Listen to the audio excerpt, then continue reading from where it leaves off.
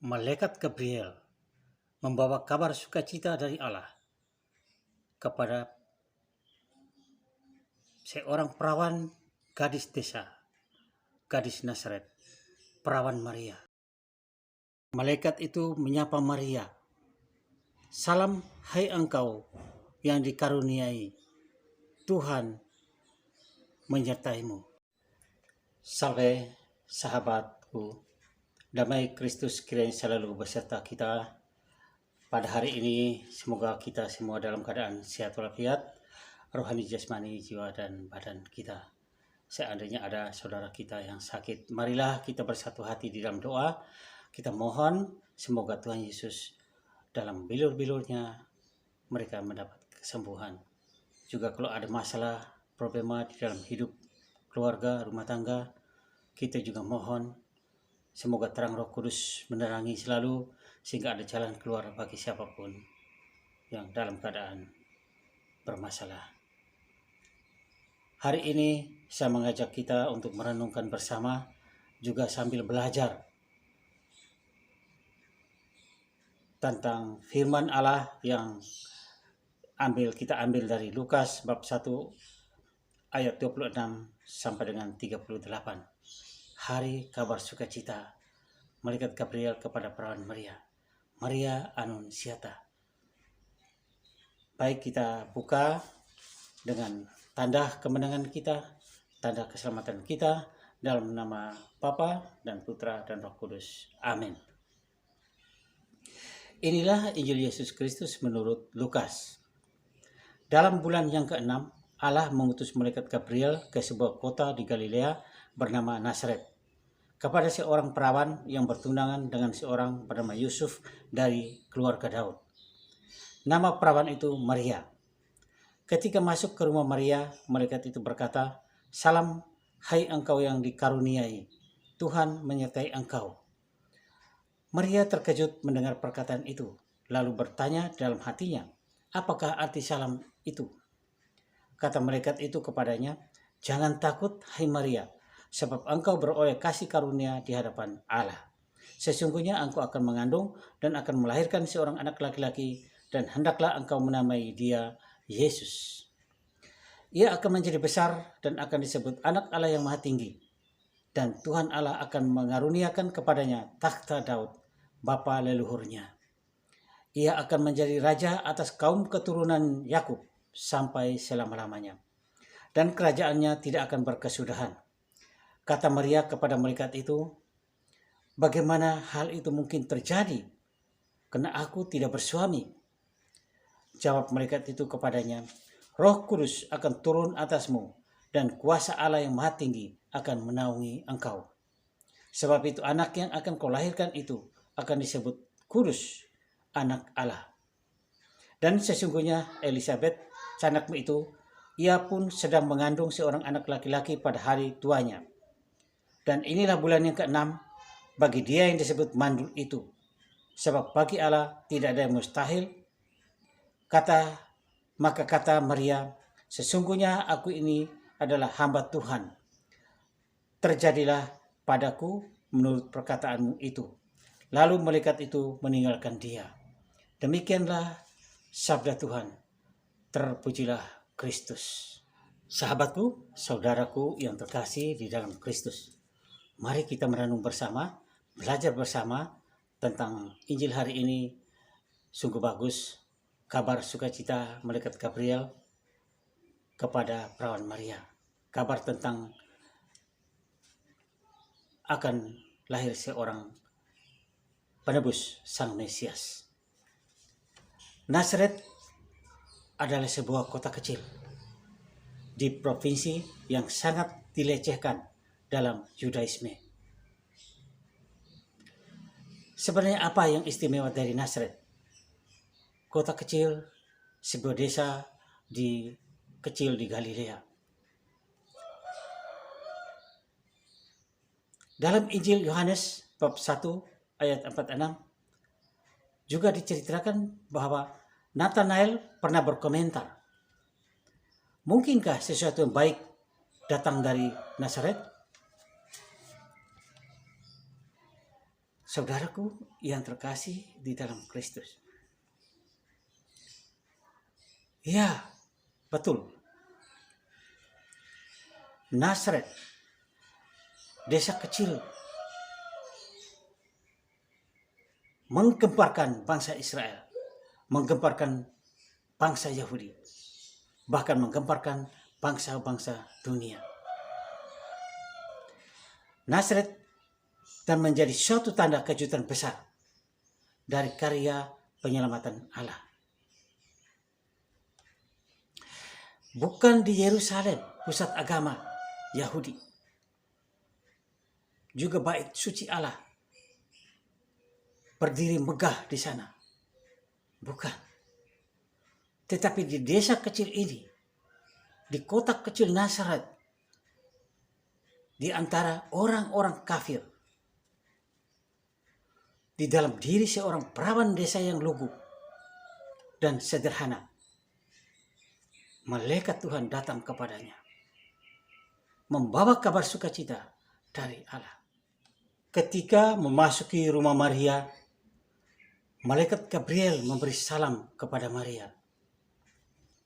Katanya, "Salam hai engkau yang dikaruniai, Tuhan menyertai engkau." Kata dikaruniai di dalam doa salam Maria itu diganti atau diterjemahkan dengan kata penuh rahmat. Seperti kita doa salam Maria penuh rahmat. Atau gratia plena. Kenapa? Katekismus Gereja Katolik menjelaskan supaya Maria dapat memberikan persetujuan imannya kepada pernyataan panggilannya. Ia harus dipenuhi seluruhnya oleh rahmat Allah. Katekismus Gereja Katolik atau KGK artikel 490. Namun selanjutnya Gereja Katolik menyadari bahwa sejatinya Maria itu penuh rahmat sudah sejak ia dikandung. Seperti terungkap dalam dogma Maria dikandung tanpa noda dosa yang diumumkan oleh Paus Pius ke-9 tahun 1854 yang bunyinya bahwa perawan tersuci Maria sejak pertama saat di perkandungannya oleh rahmat yang luar biasa dan oleh pilihan Allah yang maha kuasa karena pahala Yesus Kristus penebus umat manusia telah dibebaskan dari segala noda dosa asal. Pengakuan gereja atau dogma ini ditegaskan kembali oleh Maria sendiri, yaitu dalam penampakannya kepada Santa Bernadetta Xavier di Lourdes, Prancis pada tanggal 8 Desember tahun 1858. Jadi jarak hanya 4 tahun antara dogma dikeluarkan dan penampakan Bunda Maria. Sangat dekat sekali ya. Pada waktu penampakan Bunda Maria di Lourdes, penampakan pada tanggal 25 Maret tahun 1858, Maria membuka identitasnya yang selalu ditanyai oleh Santa Bernadetta Xavier, tapi Maria tahan-tahan. Dan pada tanggal itulah Maria membuka identitasnya dengan memberitahukan kepada Bernadetta bahwa akulah yang dikandung tanpa noda dosa. Jadi Maria dikandung tanpa noda dosa.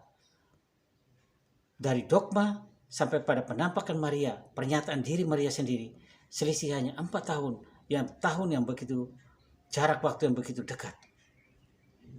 Jadi berarti Allah telah memilih seorang Maria untuk menjadi bunda penebus, bukan dari Maria yang bekas pendosa, tapi Maria yang sejak dikandungnya sudah terbebas, sudah terpelihara atau preservata dari dosa, noda dosa asal.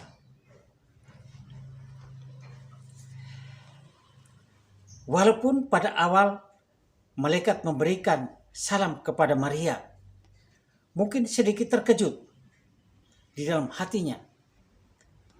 Ada apa ini? Hal ini sangat wajar bila Maria terkejut. Oleh karena warta yang disampaikan kepadanya, warta di luar nalar manusia, bahwa ia akan mengandung dan melahirkan seorang Mesias. Reaksi Maria itu sungguh manusiawi. Bagaimana hal itu mungkin terjadi? Karena aku belum bersuami. Itulah jawaban Maria. Maria sadar penuh atas apa yang terjadi pada dirinya. Ia menyadari betul rumitnya menerima atau menolak tawaran ini. Maria juga manusia biasa. Karena itu malaikat Gabriel masih terus meyakinkan Maria dengan berkata, Roh Kudus akan turun atasmu dan kuasa Allah yang Maha Tinggi akan menaungi engkau. Dalam kelamnya dilema, Maria terus bersikap mendengarkan sabda Allah. Pandangan penuh rahmat sejak awal hidupnya membuat Maria berani memberikan jawaban yang maha penting atas rencana Allah. Bahwa ia akan mengandung dan melahirkan seorang anak laki-laki yang hendaknya diberi nama Yesus. Karena rahmat Allah pula lah, Maria akhirnya berani berkata, sesungguhnya aku ini adalah hamba Tuhan. Jadilah padaku menurut perkataanmu itu. Maria sungguh penuh rahmat. Karena ia pilihan Allah. Dan pilihan Allah ini bukan terjadi pada saat malaikat masuk ke rumahnya. Bukan pada saat hari itu. Bukan pada tempat itu di Nazaret. Ketika malaikat datang. Tetapi semuanya ini sudah terencana rapi. Sejak Adam dan Hawa jatuh dalam dosa di Taman Firdaus. Allah telah membuat sebuah pernyataan terhadap Adam dan Hawa serta si iblis penggoda tua. Bahwa seorang perempuan, turunan perempuan ini akan meremukkan kepalamu. Seorang turunan perempuan yaitu Hawa ini akan meremukkan kepala setan itu. Dan setan itu akan memagut tumit turunan perempuan itu. Bisa baca di dalam kitab Kejadian.